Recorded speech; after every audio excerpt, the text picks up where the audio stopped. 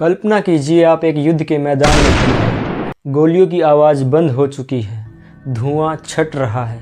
सामने से एक सिपाही चलकर आता है। उसके शरीर पर घाव है, लेकिन वो अभी जिंदा है। वो घर लौटता है, किताबें लिखता है और दुनिया उसे हीरो कहती है।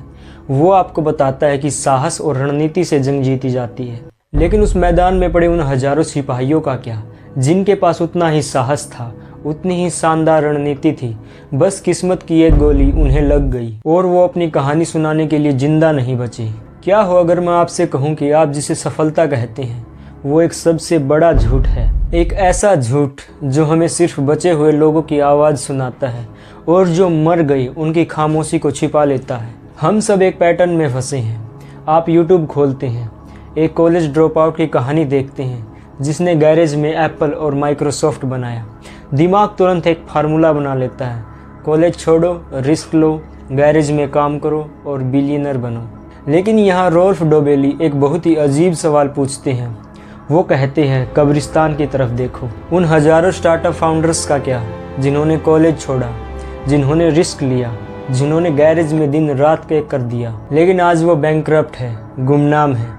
समस्या यह है कि असफल लोग किताबें नहीं लिखते, उनकी कहानियाँ केस स्टडीज़ में नहीं जाती, उनकी कहानियाँ डेटा से गायब कर दी जाती है और इसी को कहते हैं साइलेंट एविडेंस। आज हम उस साइलेंट एविडेंस को खोद कर निकालेंगे, क्योंकि सच्चाई विनर्स के पास नहीं है। सच्चाई उस कब्रिस्तान में दफन है जहां हम सब झांक कर नहीं देखते। द्वितीय विश्व युद्ध के दौरान एक बहुत ही दिलचस्प घटना हुई। अमेरिकी सेना अपने फाइटर प्लेन्स को मजबूत बनाना चाहती थी। जब प्लेन जंग से वापस आते तो उन पर गोलियों के निशान होते, विंग्स पर, पूंछ पर और बॉडी के बीच में।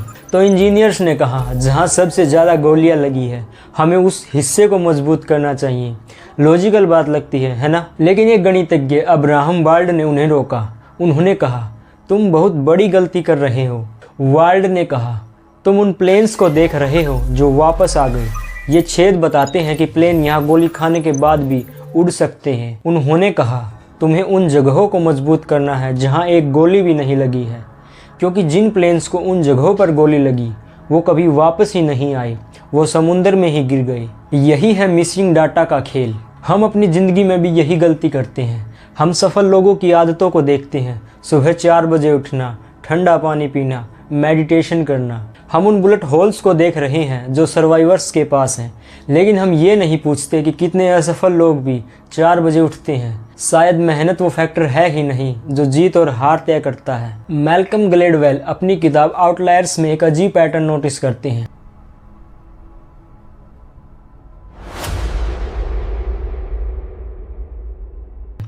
कनाडा के बेस्ट आइस हॉकी प्लेयर्स की लिस्ट को देखिए, आपको एक जादू दिखाई देगा।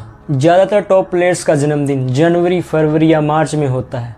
अक्टूबर या नवंबर में पैदा हुए प्रोफेशनल प्लेयर ना के बराबर है। क्या ये कोई ज्योतिष है? बिल्कुल भी नहीं। कनाडा में हॉकी के लिए उम्र का कट ऑफ 1 जनवरी होता है। जो बच्चा 1 जनवरी को पैदा हुआ वो उस बच्चे से शरीर में लगभग 1 साल बड़ा होता है जो 31 दिसंबर को पैदा हुआ। उस उम्र में 12 महीने का अंतर बहुत बड़ा होता है।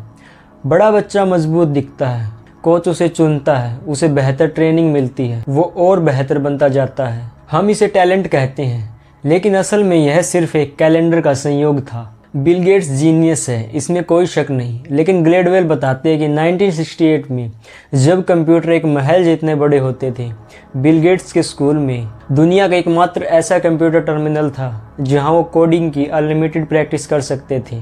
अगर वो किसी और स्कूल में होते, किसी और साल पैदा होते, तो शायद आज माइक्रोसॉफ्ट नहीं होता। हम इसे रोल्फ डोबेली की भाषा में द स्विमर्स बॉडी इल्यूजन कहते हैं।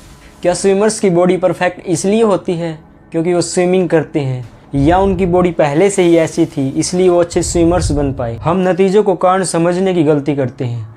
हम सोचते हैं कि अगर हम हार्वर्ड जाएंगे तो स्मार्ट बन जाएंगे, लेकिन सच्चाई यह है कि हार्वर्ड सिर्फ उसी को चुनता है जो पहले से स्मार्ट थे। सफलता अक्सर उन फैक्टर्स से बनती है जो हमारे हाथ में ही नहीं है। जन्म का समय, जन्म की जगह और वो मौके जो हमें अचानक मिले। तो क्या इसका मतलब यह है कि हम कोशिश करना छोड़ दें? क्या मेहनत का कोई मतलब नहीं, इसका मतलब यह नहीं है। इसका मतलब सिर्फ एक है, विनम्रता। अगर आप सफल हैं तो आप अपना अहंकार छोड़ दीजिए। मान लीजिए कि उस सफलता में बहुत बड़ा हाथ उस साइलेंट लक का है, और अगर आप संघर्ष कर रहे हैं तो खुद को कोसना भी बंद कीजिए, क्योंकि दुनिया आपको सिर्फ वो दिखाती है जो बच गई, लेकिन इतिहास वो नहीं है जो लिखा गया है। इतिहास वो है जो खो गया है। सच्चाई को देखना है तो रोशनी में नहीं, अंधेरे में देखो। Don't just read the history. Read the silence.